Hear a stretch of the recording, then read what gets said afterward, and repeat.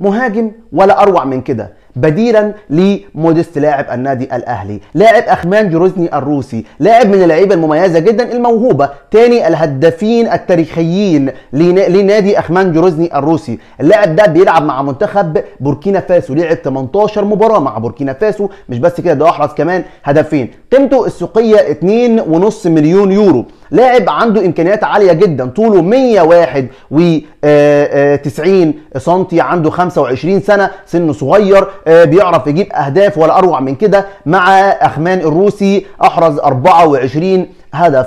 باختصار كده النادي الاهلي كان عايز ياخد محمد كوناتي في الانتقالات الصيفيه اللي فاتت والانتقالات الشتويه اللي فاتت، وكمان دلوقتي اصبح اللاعب فري. كل اللي هيغرمه لك اللاعب ده حاجه واحده بس، وهو ايه بقى؟ الراتب بتاعه فقط لا غير. ولا هتدخل في مفاوضات مع نادي ولا هتروح تدفع فيه فلوس، ولكن النادي الاهلي مش ناقصه غير حاجه واحده بس، انه يتحرك. انت كنت بتدور على اللاعب وهو مقيد في نادي، يعني هتدخل في مفاوضات وكمان هتدفع فلوس. دلوقتي اللاعب اصبح فري بالنسبه لك، ولا مفاوضات ولا فلوس. فالنادي الاهلي فعلا لازم يتحرك علشان يكون بديلا لموديست. موديست كده كده اوريدي خلاص الاهلي هيدفع له الفلوس، وده يعتبر الخلاصه بتاعت الموضوع. الاهلي هيدفع له الفلوس، ان هو طبعا المفروض ان هو سنه في العقد بتاعه، ولو لعب عدد مباريات معينه هيمد سنه تاني، ولو ما مدش السنه الثانيه والنادي حب يمشيه هيدفع له المليون ونص او المليون و300 او المليون و200 الف دولار. يعني لازم كده كده هياخد الفلوس كلها بتاعت السنه، حتى اللي مش هيلعبها وهيشارك فيها. ده بند في عقد موديست، ولكن بنسبه كبيره جدا هياخد الفلوس او هيتفاوضوا مع اللاعب واللاعب هيمشي. دلوقتي اللاعب ده محمد كوناتي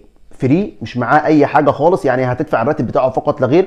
اكتر من عرض، لان اللاعب اصلا عنده 3 جنسيات يا جماعه، عنده 3 جنسيات، وبالتالي اللاعب في اكتر من فريق مدور على اللاعب، وكيلو بقى شغال عمال بيدور له كمان وبيسوق للاعب، وبالتالي اللي عايز ينجز نفسه، والنادي الاهلي كده كده كان عايز ياخده. طب ما كده تنجز نفسك وتروح تاخد اللاعب ده. دي القصه باختصار. محمد كوناتي اصلح حد انه يكون في النادي الاهلي في الوقت الحالي، مش هيغرمك فلوس كتير عشان تعوض الخساره اللي خسرتها في موديست، وفي نفس الوقت لاعب مميز جدا. رايك في محمد كوناتي؟ رايك في التعليقات.